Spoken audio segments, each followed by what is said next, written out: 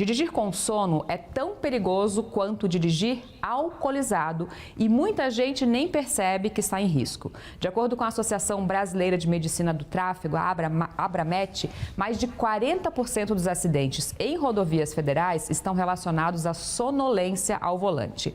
Por isso será lançada a campanha nacional Motorista que Dorme Bem, volta para casa. Motorista que dorme bem, volta para casa.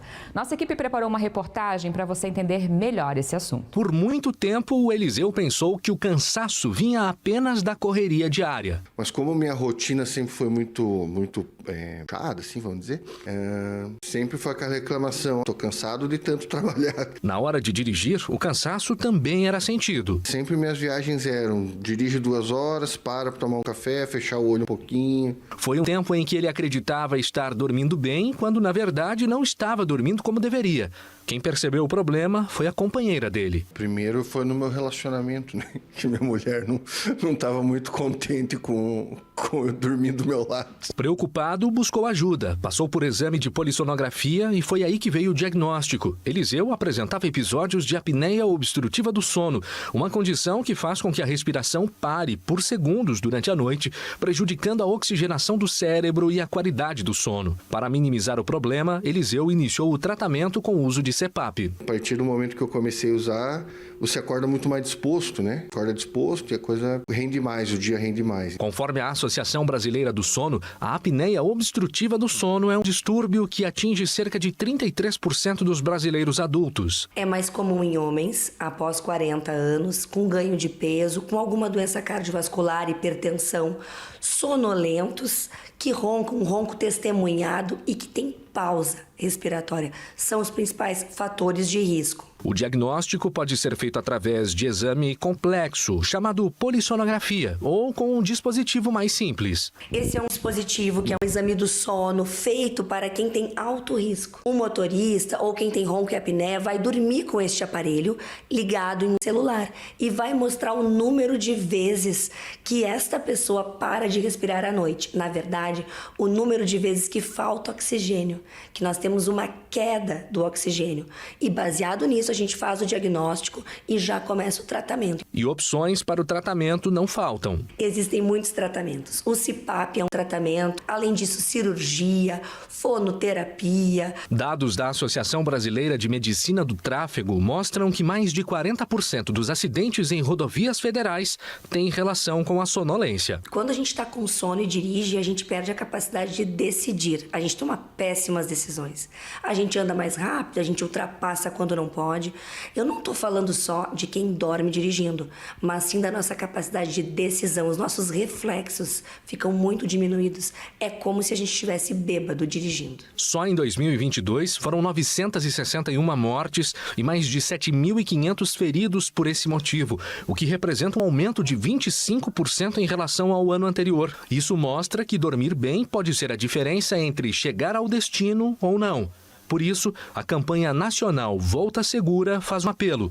Motorista que dorme bem, volta para casa. Nós vamos começar esse projeto em setembro nacional.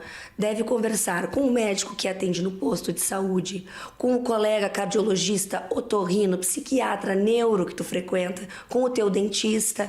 Todo profissional de saúde deve ajudar o motorista. O diagnóstico pode ser feito inclusive na ponta do dedo, nos locais, nos alojamentos dos motoristas. E o tratamento com CPAP ou com avaliação cirúrgica e outros profissionais. Então, existe tratamento, o custo do exame baixou muito e existem vários tipos de auxílios governamentais e das empresas para os motoristas. Gente, essencial essa campanha, né? E nós vamos aprofundar o assunto aqui. O que se deve fazer quando o corpo pede uma pausa?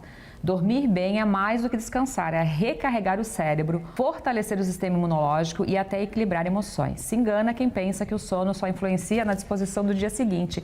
Para falar comigo sobre esse assunto, eu recebo o doutor Alneide Oliveira, médico neurologista. Doutor, muito obrigada por ter vindo. Quando a gente fala de sono, a gente sabe que tem umas fases, né? O que acontece no nosso cérebro durante essas fases do sono? Boa tarde. Então, a condição do sono, ela é fisiológica, é uma necessidade fisiológica. Indivíduos com privação de sono, eles desenvolvem consequências, né? A privação de sono, aproveitando a reportagem, fazendo a condição, elencando com o consumo de álcool. Se o indivíduo fizer uma privação total de sono para dirigir, por exemplo, fazer uma longa jornada, se essa condição for igual até 18 horas, é equivalente em termos de efeito colateral, ao indivíduo ter tomado uma quantidade de 6 latas de cerveja ou 2 cálices de vinho. Se essa privação alcançar 22 horas, dobra. É como se estivesse sob efeito de 12 latas de cerveja ou 6 cálices de vinho. E temos muito na estrada, a gente sabe disso, né? A gente vê pelos acidentes, né, doutor? Então, a questão fisiológica da necessidade de tempo de sono é individual. A população, de modo geral, 70% dos indivíduos tem uma necessidade de sono que vai de 7 até 8 horas. Você vai ter um nicho de população de 20 e poucos por cento que a necessidade alcança até 9 horas, como necessidade fisiológica. E tu tem ainda um nível de 6% de pessoas ou indivíduos que tem uma necessidade de sono que pode ser até 6 horas. São os dormidores curtos, como a gente diz. Né? E o que acontece quando não é feito, né? Essas horas não são cumpridas a longo prazo, né?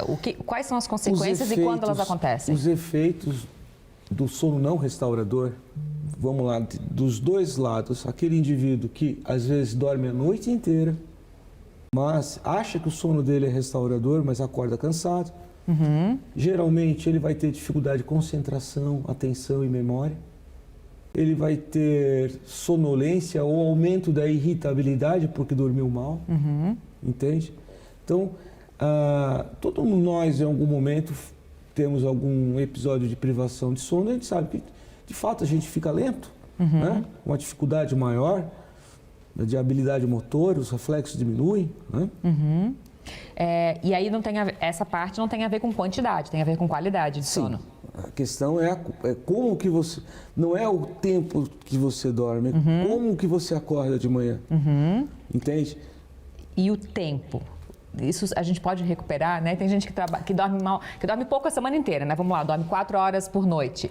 No sábado eu vou tirar para recuperar o sono perdido. Existe isso? Isso pode acontecer? Não, isso é uma situação que culturalmente a maioria das pessoas fazem. Você dorme de um jeito de segunda a sexta-feira. Aí quando é sexta e sábado, você dorme totalmente diferente. Vai dormir mais tarde, acorda mais tarde. Muitos dão uma cochiladinha no meio da tarde ou à tarde, né? Aí o que acontece no domingo? Dificuldade para dormir ou dificuldade para manter o sono, porque tu muda o padrão de sono. Em algumas situações específicas, essa mudança de padrão de sono pode desencadear doenças como enxaqueca. Sim, não... esses dias eu brinquei aqui na redação que segunda-feira eu estava mal por isso, né? Porque acordou tarde no domingo, não conseguiu dormir normal no domingo à noite, de manhã acordou mal. Quais são as orientações principais para que a gente durma bem e que tenha uma boa qualidade de sono? Olha, os hábitos de sono, como o sono é fisiológico, nós temos que manter uma rotina, porque quem rege o ciclo sono-vigília é a melatonina. Então, se você dorme sempre no mesmo horário e acorda sempre no mesmo horário, você está sincronizando a liberação da melatonina naquele horário habitual que o sono vem. Todo mundo sabe que tem um horário da noite que você olha no relógio, começa a bocejar, já está na hora de eu dormir. Por quê? Essa condição fisiológica, entende? Então, algumas situações que podem interferir no sono é a questão das telas. Cada vez mais, né, doutor? O pessoal fica muito tempo no celular, no computador, na televisão. E essa luz que é emitida pela televisão, pelo celular, ela interfere com a liberação da melatonina. Então, aquele indivíduo que tem uma dificuldade para iniciar o sono, é recomendável que ele retire a tela 1 hora antes do horário habitual de dormir. Bom, algumas dicas que a gente conseguiu conversar nesse nosso tempo aqui. Doutor Ney, muito obrigada por ter vindo. O senhor queria deixar um recadinho para nós aqui no final. Em breve estaremos no novo endereço, né? Seria na rua Uruguai 71E.